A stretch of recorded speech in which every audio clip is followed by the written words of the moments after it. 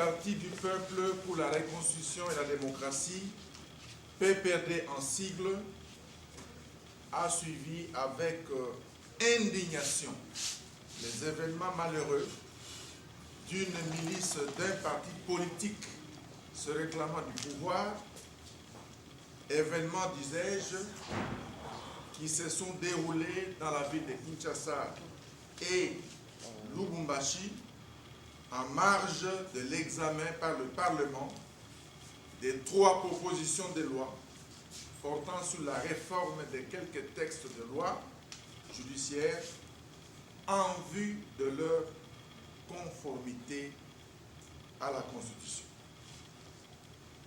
Cette milice a allègrement pillé, vandalisé, détruit, saccagé les biens des particuliers sans une raison valable, alors qu'elle n'a, la milice, elle n'a ni lu les 3 propositions de loi, encore moins, elle n'a pas examiné les raisons profondes qui ont milité pour cette réforme. Le PPD rappelle que les constituants congolais, conscients du fait que le parquet est le bras séculier de l'État, n'a pas étendu l'indépendance du pouvoir judiciaire au parquet,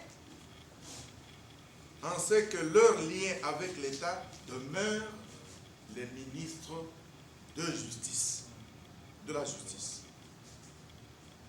À ce titre, le ministre de la Justice peut donner une injonction positive au parquet parce que le pardon de la nation et la cohésion nationale relèvent de l'appréciation du gouvernement.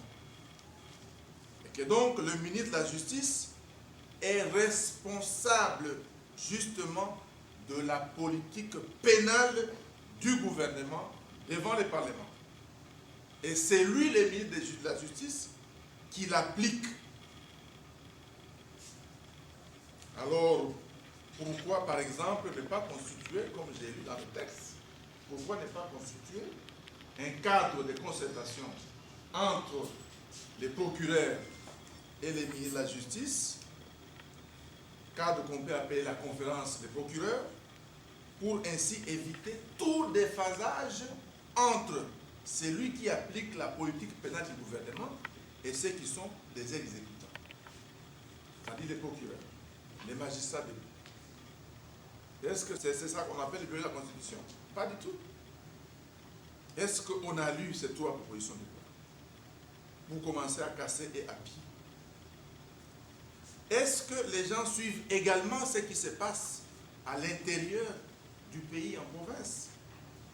Tout ce qu'il y a comme doléances qui incriminent les magistrats?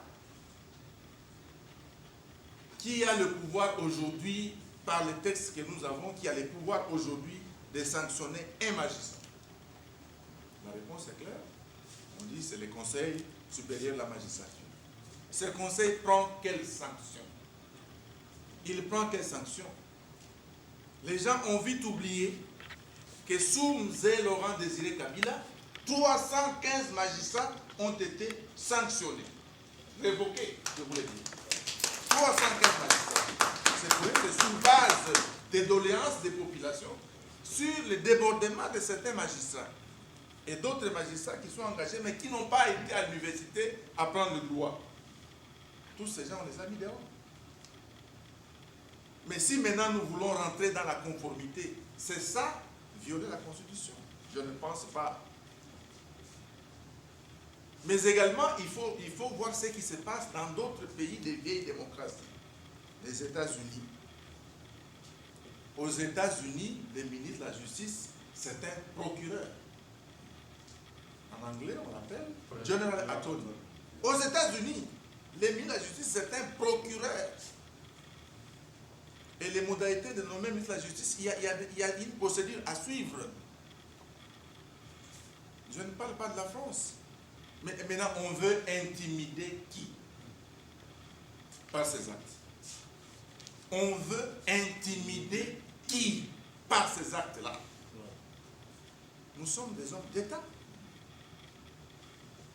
Attention, un homme politique français, que vous connaissez bien, Charles Pasqua, il disait ceci: il faut terroriser les terroristes. Fin de citation. Charles Pasqua disait: il faut terroriser les terroristes. On veut intimider qui dans ce pays? Ce pays nous appartient tous.